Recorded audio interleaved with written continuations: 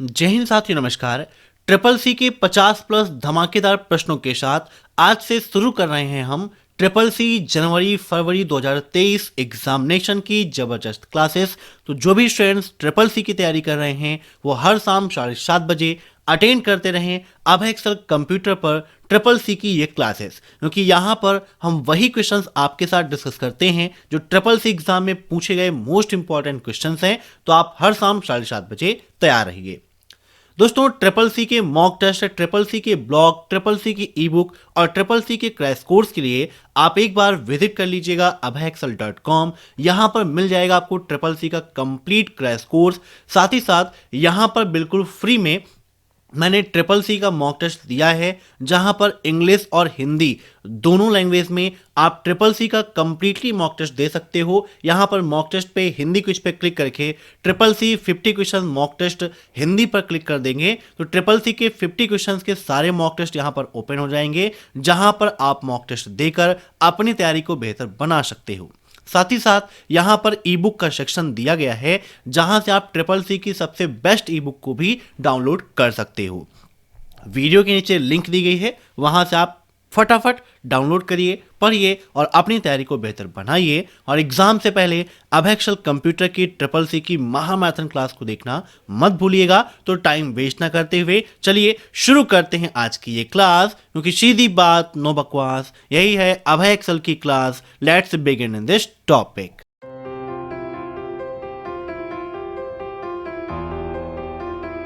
पहला प्रश्न है, एयरपोर्ट का कार्य किसके अधीन होता है? एयरपोर्ट। इन सभी क्वेश्चंस को आप सभी लोग मॉक टेस्ट के रूप में लेते रहिए और कमेंट बॉक्स में आंसर्स देते रहिए। वीडियो के लास्ट में आप जरूर बताइएगा कि आपके कितने क्वेश्चंस सही हुए हैं। फटाफट बताइए इसका राइट आंसर क्या होगा। तो इसका राइट आंसर हो जाएगा ऑप्शन फर्स्ट। ठीक है, इसके अंडर में ही एयरपोर्ट से संबंधित सारे कार्य होते हैं, याद रखिएगा। अब नेक्स्ट, पंक्तियों और स्तंभों की स्क्रॉलिंग को प्रतिबंधित करने के लिए किस विकल्प का प्रयोग किया जाता है? Which option use to restrict scrolling of row and columns? Stop, secure, freeze या स्क्रॉल ऑफ?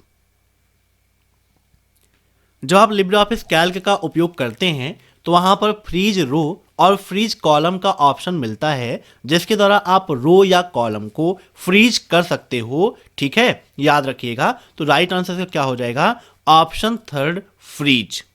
अब नेक्स्ट, किस बैंक ने अपने उपयोगकर्ता मीन्स अपने यूजर्स के लिए यूएसएसडी एप्लीकेशन लॉन्च किया है? पीएनबी, सीबीआई, बीओबी या union bank of India? USSD का फुल फॉर्म क्या है, यह भी आपके लिए इंपॉर्टेंट है। ट्रिपल सी एग्जाम में पूछा भी जाता है कि यूएसएसडी का फुल फॉर्म क्या है। तो इसका फुल फॉर्म होता है अनस्ट्रक्चर्ड सप्लीमेंट्री सर्विस डाटा। क्या होता है? Unstructured supplementary service data. Note कर लीजिएगा, काफी इंपॉर्टेंट है। अब एक क्वेश्चन यहां से और बनता है कि यूएसएसडी सेवा का लाभ उठाने के लिए किस कोड का उपयोग करते हैं? बताइए फटाफट। तो इसके लिए *99# इस कोड का उपयोग करते हैं, इससे हमें यूएसएसडी सेवा मिल जाती है। अब कौन कौन सी सेवा मिलती हैं, यह भी आपके लिए इंपॉर्टेंट है, एग्जाम में पूछता भी है ना। या यूएसएसडी सर्विस किस पर आधारित है, यह भी आपके एग्जाम में पूछाता है। तो यह जीएसएम सेलुलर नेटवर्क पर आधारित है। किस पर? जीएसएम। नोट कर लीजिएगा, ठीक है। अब यहां पर बात की जा रही है कि इसमें कौन कौन सी सर्विस मिलती हैं। तो यहां से आप बैलेंस इंक्वायरी कर सकते हो। अगर आपको फंड ट्रांसफ़र करना है तो आप फंड ट्रांसफ़र भी कर सकते हो। अगर आपको अपना यूपीआई का पिन चेंज करना है तो वो काम भी आप कर सकते हो। अगर आपको अपने अकाउंट का मिनी स्टेटमेंट चाहिए तो वो भी आप निकाल सकते हो। मीन्स ये सारी सर्विसेज आपको मिल जाती हैं यूएसएसडी के माध्यम से। अब यहाँ पर पूछा गया है किस बैंक ने अपने उपयोगकर्ता के लिए यूएसएसडी एप्लीकेशन लॉन्च किया है। तो इसका राइट आंसर हो जाएगा यूनियन बैंक ऑफ इंडिया। ठीक है, अब एक क्वेश्चन यहाँ से और बनता है कि यूएसएसडी को किसने लॉन्च किया, मीन्स किसके द्वारा यूएसएसडी सर्विस लॉन्च की गई थी। तो ये लॉन्च की गई किसके द्वारा बताइए, एनपीसीआई द्वारा। किसके द्वारा, एनपीसीआई। एनपीसीआई का फुल फॉर्म भी ट्रिपल सी एग्जाम में काफी पूछा जाता है, तो इसका फुल फॉर्म होता है national payment corporation of India, याद रखिएगा। अब यूएसएसडी कब लॉन्च हुआ यह भी आपके लिए इंपॉर्टेंट है ना। तो बताइए कब लॉन्च हुआ यूएसएसडी सर्विस। तो नवंबर 2012 में यूएसएसडी सर्विस लॉन्च हुई थी एनपीसीआई के द्वारा। अब नेक्स्ट, आईओएस ऑपरेटिंग सिस्टम किसके लिए डिजाइन किया गया है, सैमसंग मोबाइल के लिए, ब्लैकबेरी के लिए, एप्पल मोबाइल के लिए, या नन ऑफ दीज। बताइए, एप्पल आईओएस, आईफोन आपने यूज किया होगा ना, तो उसमें क्या होता है, आईओएस ऑपरेटिंग सिस्टम ही होता है ना। इसका फुल फॉर्म ही होता है आईफोन ऑपरेटिंग सिस्टम। तो इसका राइट आंसर हो जाएगा option third, Apple mobile device. अब नेक्स्ट, इसका उपयोग करने के बाद निम्नलिखित में से किसे बंद कर देना चाहिए, मीन्स निम्न में से ऐसा कौन है जिसका उपयोग करने के बाद हमें उसे बंद कर देना चाहिए। तो इसका राइट आंसर हो जाएगा एप्लीकेशन। कोई भी एप्लीकेशन हम यूज कर रहे हैं तो एप्लीकेशन का यूज करने के बाद उसे हमें बंद कर देना चाहिए। अब next, Aadhaar enabled payment system में यूनिक आईडी के साथ और किसकी जरूरत पड़ती है। Aadhaar enabled payment system means AEPS.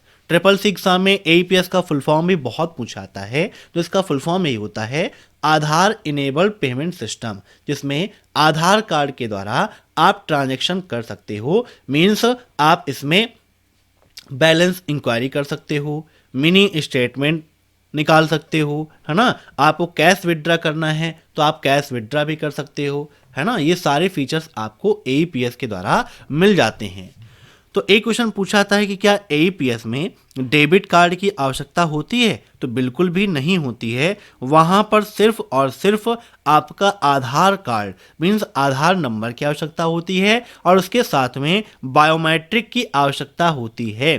तो राइट आंसर इसका ऑप्शन सेकेंड, बायोमेट्रिक, जहां पर आपका फिंगर या फिर आइरिस स्कैन करके ट्रांजैक्शंस किया जाता है ना। बिना बायोमेट्रिक के आप आधार नंबर होने के बाद भी एईपीएस से ट्रांजैक्शन नहीं कर सकते हैं, ठीक है।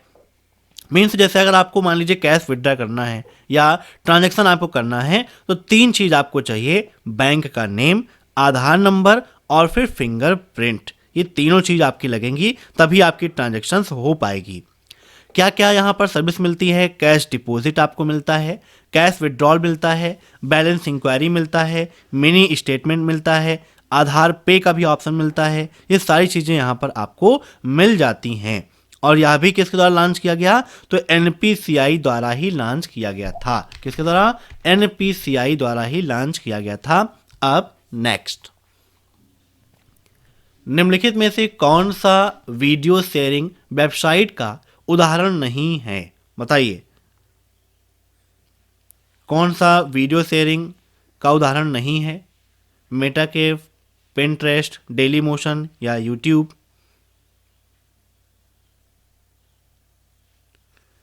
तो ये मेटाकेव ये भी आपका वीडियो शेयरिंग वेबसाइट ही है। इसकी खोज कब हुई थी यह भी आपके लिए इंपॉर्टेंट है, जान लीजिए। जुलाई 2003 में मेटाकैफ को लॉन्च किया गया था। ये क्या है, एक वीडियो होस्टिंग सर्विस है, ठीक है। अब ऐसे ही डेली मोशन यह भी आपका वीडियो शेयरिंग है। यूट्यूब आप जानते ही हैं, प्रेजेंट टाइम पर आप यूट्यूब पर ही आप एक्सेल कंप्यूटर की क्लासेस को अटेंड कर रहे हो, है ना। तो डेली मोशन ये कब लॉन्च हुआ, ये लॉन्च हुआ था 15 मार्च 2005 को। कब, 15 मार्च 2005 को यह लॉन्च किया गया था, याद रखिएगा। अब ऐसे बात आती है पिंटरेस्ट की, तो बताइए पिंटरेस्ट क्या है। आप में से बहुत सारे लोगों ने यूज किया होगा पिंटरेस्ट का। क्या है पिंटरेस्ट? यहाँ पर आप क्या कर सकते हैं, पोस्टर बना सकते हो ना, पोस्टर अपलोड कर सकते हो, यहाँ पर फोटोज़ भी आपको मिल जाती हैं। मीन्स एक प्रकार का एक क्रिएटिव नेटवर्क है ना।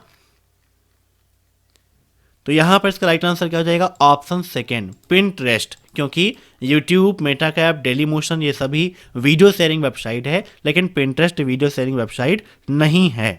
अब नेक्स्ट, निम्नलिखित में से कौन सा लाइनेक्स ऑपरेटिंग सिस्टम द्वारा समर्थित है? Linux operating system, single tasking, single user, multi user and multi tasking. बताइए, लाइनेक्स ऑपरेटिंग सिस्टम से संबंधित कौन सा है, इसमें से कौन सा उसका फीचर है? तो इसका राइट आंसर हो जाएगा option third, multi user and multi tasking. Means Linux operating system आपका मल्टी यूजर और मल्टी टास्किंग है। अब एक क्वेश्चन यह बनता है कि लाइनेक्स कैसा है? तो Linux open source operating system है। कैसा है? Open source. लाइनेक्स कब लॉन्च किया गया? यह प्रश्न भी ट्रिपल सी एग्जाम में काफ़ी बार पूछा गया है। तो यह 17 सितंबर 1991 को लॉन्च किया गया था। कब लॉन्च किया गया? 17 सितंबर 1991 को। याद रखिएगा। किस लैंग्वेज में लिखा गया है? यह प्रश्न भी आपके एग्जाम में पूछा जाता है। तो लाइनेक्स आपका सी लैंग्वेज और असेंबली लैंग्वेज इन सब में लिखा गया था। ठीक है, मेन आपकी सी और असेंबली लैंग्वेज थी। जैसे ही यूनिक्स ऑपरेटिंग सिस्टम है उसी पर आधारित है आपका Linux operating system. Linux operating system के डेवलपर कौन है? यह भी ट्रिपल सी एग्जाम में काफ़ी पूछा जाता है। तो इसके हैं लाइनस टोरवाल्ड्स। नोट कर लीजिएगा, लाइनस टोरवाल्ड्स हैं लाइनेक्स ऑपरेटिंग सिस्टम के डेवलपर। ठीक है, अब नेक्स्ट, निम्न में से किसे बूट स्ट्रैपिंग के रूप में जाना जाता है? बताइए, बूट स्ट्रैपिंग के रूप में किसे जाना जाता है? क्विक बूट को, हॉट बूट को, फास्ट बूट को या कोल्ड बूट को? तो यहां पर इसका राइट आंसर हो जाएगा ऑप्शन फोर्थ, कोल्ड बूट। ठीक है, याद रखिएगा, कोल्ड बूट तब होता है जब कंप्यूटर पूरी तरह से ऑफ हो और उसे स्टार्ट किया जाता है। मीन्स कंप्यूटर को पूरी तरह से बंद करके फिर ऑन करने की जो प्रक्रिया है वह कोल्ड बूटिंग कहलाती है। ठीक, अब नेक्स्ट, निम्नलिखित में क्लाउड कंप्यूटिंग का क्या अर्थ है? Storing data on a local server, storing data on own computer, data transmission through clouds, storing data of cloud servers. Cloud computing, तो इसका राइट आंसर हो जाएगा option fourth, storing data of cloud servers. अब next, जब email भेजने वाला और प्राप्त करने वाला मीन्स सेंडर और रिसीवर दोनों एक ही सिस्टम पर हों तो हमें केवल दो डॉट डॉट डॉट की आवश्यकता होती है। मीन्स हमें केवल किसकी आवश्यकता होती है? बताइए, सर्वर की, यूजर एजेंट की, डोमेन की या आईपी की?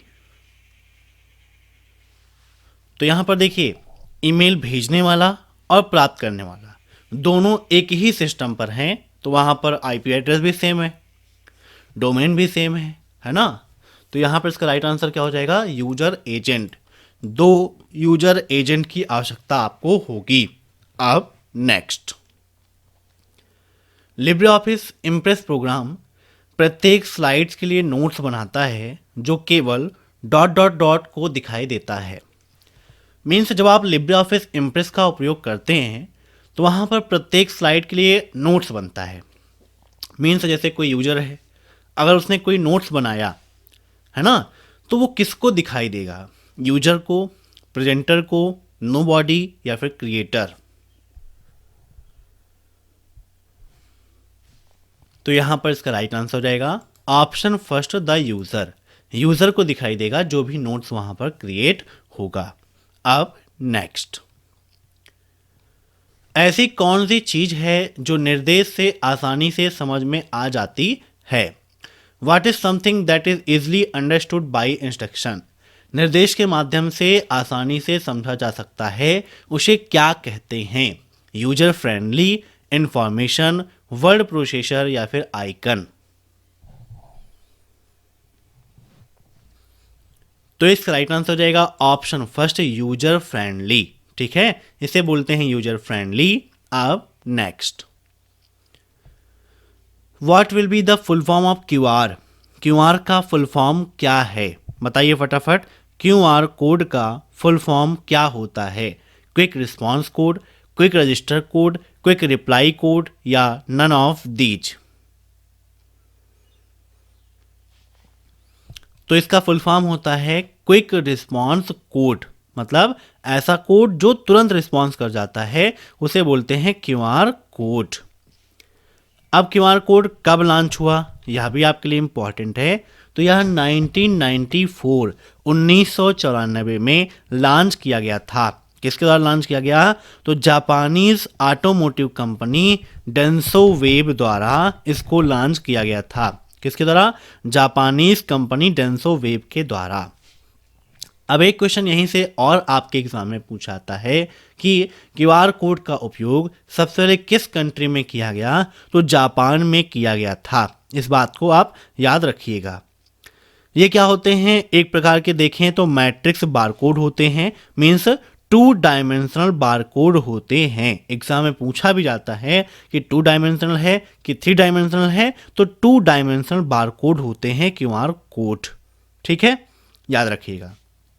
क्या क्यूआर कोड सिर्फ ब्लैक और वाइट ही हो सकता है? तो ऐसा नहीं है, क्यूआर कोड मल्टी कलर में भी हो सकते हैं। तो एग्जाम में क्वेश्चन पूछता है कि क्या क्यूआर कोड 2 या 2 से अधिक कलरों में हो सकता है? तो बिल्कुल सही बात है, 2, 3, 4, 5 जितने कलर में चाहें आप इसे जनरेट कर सकते हैं, बना सकते हैं। अब नेक्स्ट, इनमें से पहला नेटवर्क कौन सा था? ARPANET, NSF NET, VNet या iNet? बताइए क्या होगा इसका राइट आंसर? तो इसका राइट आंसर हो जाएगा ऑप्शन फर्स्ट, ARPANET। कभी कभी ट्रिपल सी एग्जाम में ARPANET का फुल फॉर्म पूछ लेता है, तो इसका फुल फॉर्म होता है advanced research project agency network. क्या होता है? Advance research project agency network. ठीक है, इसका उपयोग सबसे पहले कब हुआ? तो 1969 में सबसे पहले इसका आविष्कार हुआ था, इसका प्रयोग हुआ था। अब next, what is CRW? CRW बताइए, CRW का फुल फॉर्म क्या है?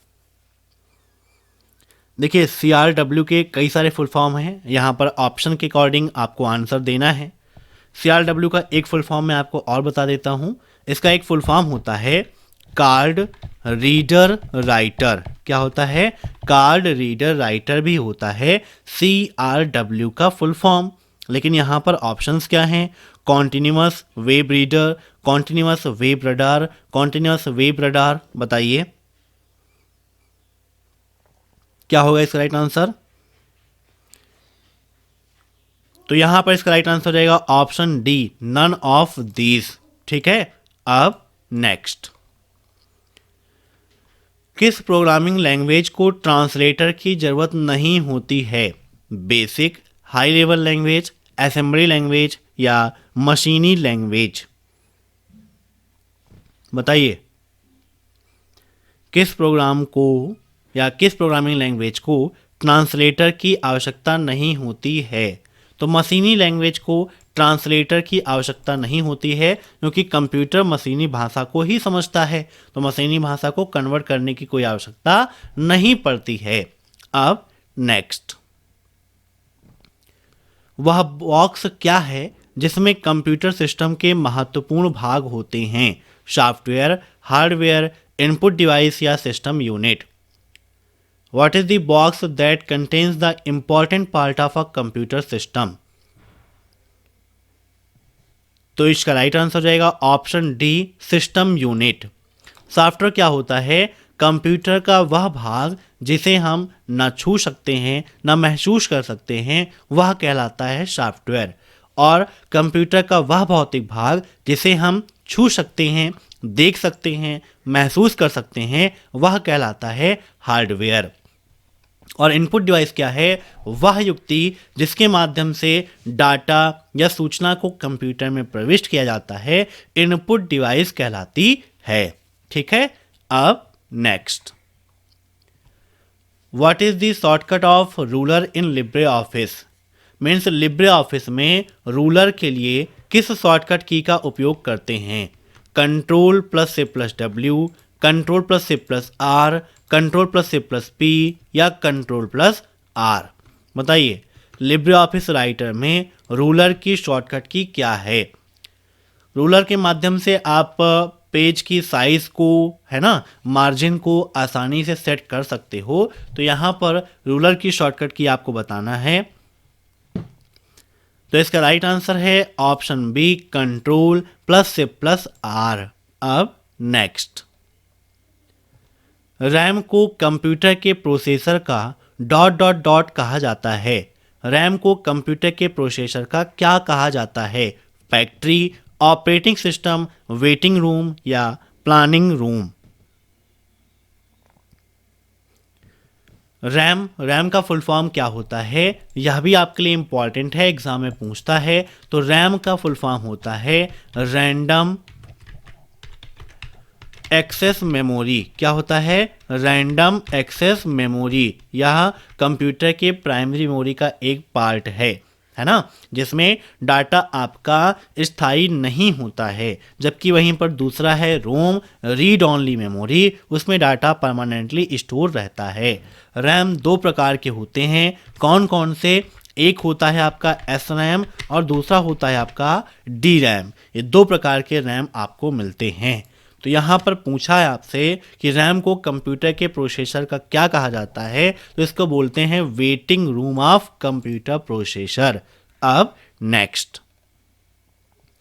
हर एक डिस्क के लिए डॉट डॉट डॉट डायरेक्टरी अनिवार्य है। बताइए, निम्न में से कौन सी डायरेक्टरी प्रत्येक डिस्क के लिए अनिवार्य है? रूट डायरेक्टरी, बस डायरेक्टरी, वर्स डायरेक्टरी या कैश डायरेक्टरी? तो यहां पर इसका राइट आंसर हो जाएगा ऑप्शन फर्स्ट, रूट डायरेक्टरी। ठीक है, याद रखिएगा, काफी इंपॉर्टेंट है। अब next, what is odd about the following? निम्न में से एक विषम कौन सा है? एसएमटीपी, पीओपी, एफटीपी या आईएमएपी? तो यहां पर इसका राइट आंसर हो जाएगा एफटीपी। कैसे हो जाएगा ये भी जान लीजिए। एसएमटीपी का फुल फॉर्म क्या होता है? Simple mail transfer protocol. क्या होता है? Simple mail transfer protocol. ये है एसएमटीपी का फुल फॉर्म। ऐसे ही पीओपी3 आप जानते ही हैं, ईमेल का प्रोटोकॉल है, इसको बोलते हैं पोस्ट ऑफिस प्रोटोकॉल। एफटीपी का फुल फॉर्म होता है फाइल ट्रांसफर प्रोटोकॉल। और आईएमएपी का फुल फॉर्म होता है इंटरनेट मैसेज एक्सेस प्रोटोकॉल। क्या होता है? Internet message access protocol. अब यहाँ पर विषम पूछा गया, तो एफटीपी विषम इसलिए है क्योंकि एसएमटीपी, पीओपी3 और आईएमएपी ये तीनों क्या हैं? ईमेल के ही प्रोटोकॉल हैं, लेकिन ये ईमेल का प्रोटोकॉल नहीं है।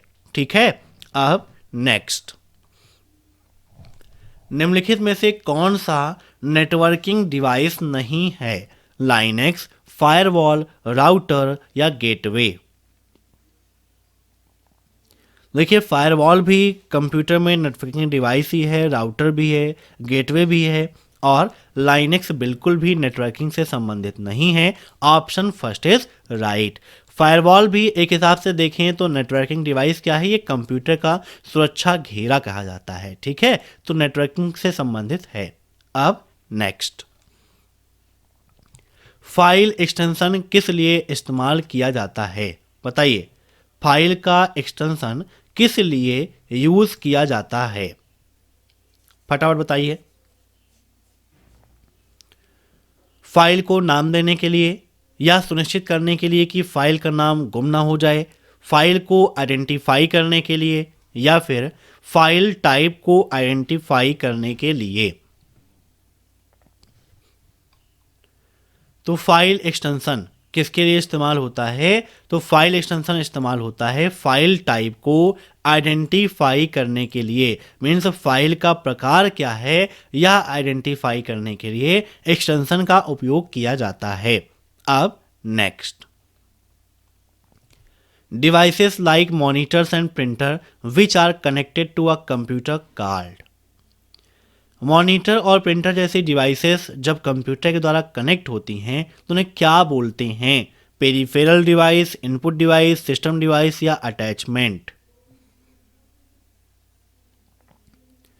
तो इसका राइट आंसर हो जाएगा ऑप्शन फर्स्ट, पेरिफेरल डिवाइस।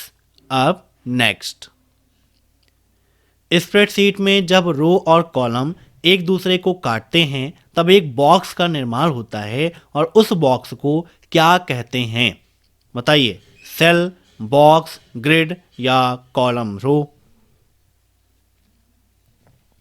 तो जहां भी रो और कॉलम काटते हैं, है ना, जैसे यहां पर मैं ड्रा करके समझाता हूं आपको। जैसे मान लीजिए कि ये हमारा एक्सेल सीट है, जहां पर भी जैसे देखिए क्या आ रहे हैं, कॉलम्स आ रहे हैं, और जहां पर ये क्या आ रही है, रो आ रही है। तो यहां पर देखिए रो और कॉलम काटा तो क्या बन गया, ये एक सेल बन जाता है। क्या बन जाता है? एक सेल बन जाता है। तो इसको क्या बोलते हैं? हम सेल बोलते हैं। Option B is right. ठीक है, याद रखिएगा, सेल बोला जाता है। तो यहां पर इसका राइट आंसर क्या हो जाएगा? Option B, cell. अब नेक्स्ट, डाटा फाइल्स के बैकअप से निम्नलिखित के बचाव में सहायता मिलती है। मीन्स अगर आप डाटा फाइल का बैकअप लेते हो तो उससे किसका बचाव होता है, किसके बचाव में सहायता मिलती है? तो देखिए, डाटा के बैकअप से, डाटा डुप्लीकेट से कोई मतलब नहीं, वायरस इन्फेक्शन से कोई मतलब नहीं, लॉस ऑफ डाटा, इसके बचाव में सहायता मिलती है। तो राइट आंसर इसका हो जाएगा option D, loss of data. अब next, what is the full form of ECB? ECB का फुल फॉर्म क्या है? Electronic control book, electronic code book, electronic cipher book या इलेक्ट्रॉनिक क्रिप्टोग्राफी बुक। तो ईसीबी का फुल फॉर्म होता है electronic code book. Option second is right. अब next, scanner निम्न में से किसको स्कैन करता है? Picture, text, both picture and text, neither picture nor text. मतलब सिर्फ पिक्चर को, सिर्फ टेक्स्ट को, पिक्चर और टेक्स्ट दोनों को, ना ही पिक्चर को और ना ही टेक्स्ट को। तो स्कैनर पिक्चर और टेक्स्ट दोनों को स्कैन करता है। Option C is right. अब नेक्स्ट, कंप्यूटर में क्या आवश्यक होना चाहिए ताकि यह बूट हो सके? बताइए, कंप्यूटर में बूट के लिए निम्न में से क्या इंपॉर्टेंट है? कंपाइलर, लोडर, ऑपरेटिंग सिस्टम या असेंबलर।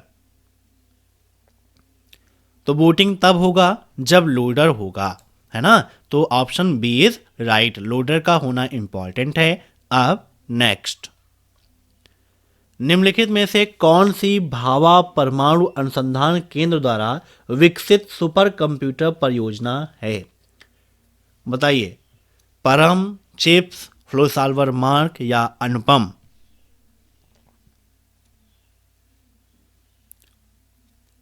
भाभा परमाणु अनुसंधान केंद्र के द्वारा अनुपम को डेवलप किया गया है। अनुपम क्या है? एक सुपर कंप्यूटर है। तो क्वेश्चन पूछा जा सकता है कि निम्न में से सुपर कंप्यूटर कौन सा है? तो अनुपम क्या है? सुपर कंप्यूटर है। परम भी है, फ्लोसॉल्वर भी है। अब next, which printer is commonly used for desktop printing? Desktop printing के लिए निम्न में से किस प्रिंटर का उपयोग अधिकांशतः किया जाता है?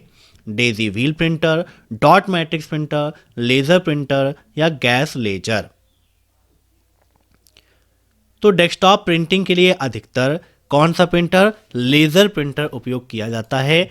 एक क्वेश्चन यह बनता है आपके एग्जाम में कि वर्तमान समय का सबसे लोकप्रिय प्रिंटर कौन सा है, तो लेजर प्रिंटर है। किसकी स्पीड अधिक होती है, तो लेजर प्रिंटर की स्पीड भी काफ़ी अधिक होती है।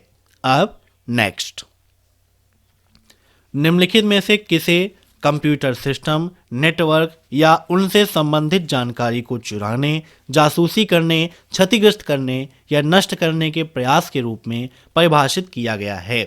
बताइए, निम्न में से ऐसा कौन है जिसे कंप्यूटर सिस्टम या नेटवर्क या उससे संबंधित जानकारी को चोरी करने, जासूसी करने, उसको डिस्ट्रॉय करना मतलब नष्ट करने के प्रयास के रूप में परिभाषित किया गया है। Cyber attack, computer security, cryptography या डिजिटल हैकिंग।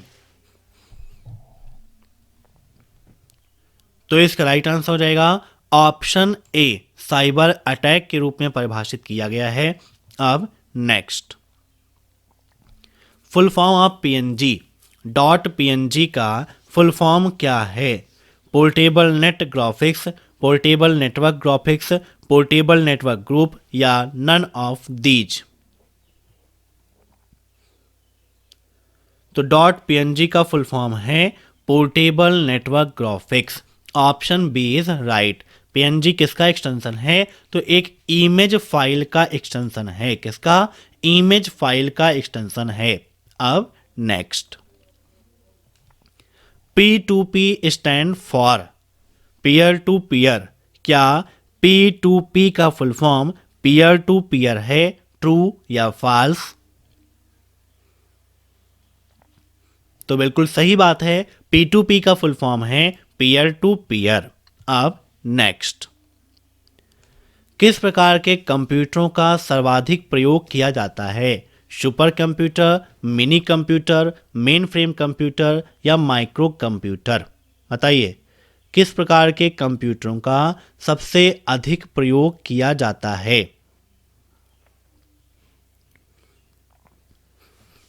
तो इसका राइट आंसर हो जाएगा माइक्रो कंप्यूटर का उपयोग सबसे अधिक किया जाता है। अब नेक्स्ट, फुल फॉर्म ऑफ उमंग। उमंग का फुल फॉर्म क्या है?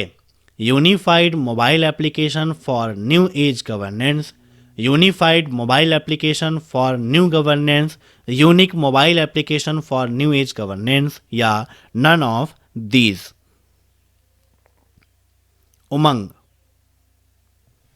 तो उमंग का फुल फॉर्म होता है the unified mobile application for new age governance. Option first is right. Note कर लीजिएगा उमंग का फुल फॉर्म। उमंग से संबंधित कई सारे क्वेश्चंस आपके एग्जाम में पूछ जाते हैं, जैसे उमंग कब लॉन्च हुआ, किसके द्वारा लॉन्च किया गया, यहाँ पर कितनी सर्विसेज मिलती हैं, है ना। ऐसे बहुत सारे क्वेश्चंस आपके एग्जाम में पूछे जाते हैं। ठीक है, तो यहाँ पर जितनी भी सेंट्रल गवर्नमेंट या स्टेट गवर्नमेंट की सर्विसेज हैं वो सारी सर्विसेज आपको एक साथ यहाँ पर मिल जाती हैं, है ना। चाहे आप उसको देखें वो UIDAI की सर्विस हो, पैन कार्ड की सर्विस हो, है ना।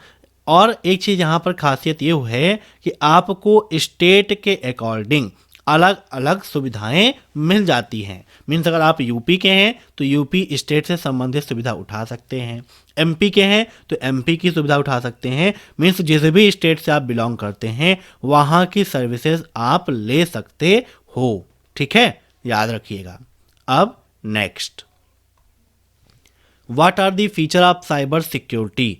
निम्न में से साइबर सिक्योरिटी का फीचर क्या है?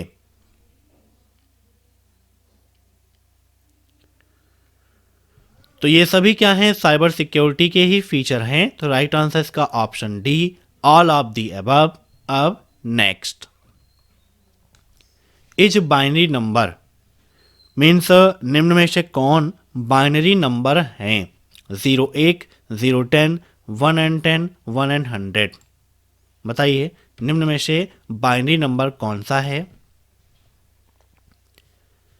तो यहाँ पर 0 और 1 को बाइनरी नंबर के रूप में जाना जाता है। अब next, Yahoo, Google and MSN is. Yahoo, Google और MSN क्या हैं? इंटरनेट साइट्स हैं, कंप्यूटर ब्रांड हैं, watches made in Switzerland, Switzerland में मेड हुई वॉचेस हैं, घड़ियां हैं, या नन ऑफ दीज। तो याहू, गूगल और एमएसएन ये सभी क्या हैं? इंटरनेट साइट्स हैं। Option first is right. अब नेक्स्ट, आपके कंप्यूटर में बनी परमानेंट मेमोरी को क्या कहा जाता है? रैम, रोम, सीपीयू या ऑल ऑफ दीज? बताइए फटाफट क्या होगा इसका right answer. What is the permanent memory built in your computer? तो इसको बोलते हैं रोम। क्या बोलते हैं? रोम, रीड ओनली मेमोरी, है ना। इसके 3 प्रकार हैं मुख्यतः। कौन कौन से? पी रोम, ईपी रोम और double EPROM. PROM का full form programmable read only memory, EPROM का full form erasable programmable read only memory और डबल ईपी रोम का full form electrically erasable programmable read only memory. ऐसे ही CPU का full form होता है central processing unit, जिसे computer का मस्तिष्क कहा जाता है। ठीक है, heart of computer and brain of computer दोनों सीपीयू को कहा जाता है, याद रखिएगा। अब नेक्स्ट, किसी विंडो की सीजिंग में पहला कदम निम्न में से कौन सा है? टाइटल बार पर पॉइंट करें, टूल बार को डिस्प्ले करने के लिए व्यू मेन्यू को पुल डाउन करें, किसी कोने या बॉर्डर में फुल डाउन करें, या इनमें से कोई नहीं। किसी भी विंडो की सीजिंग में पहला कदम क्या है? टाइटल बार पर पॉइंट करें। Option first is right.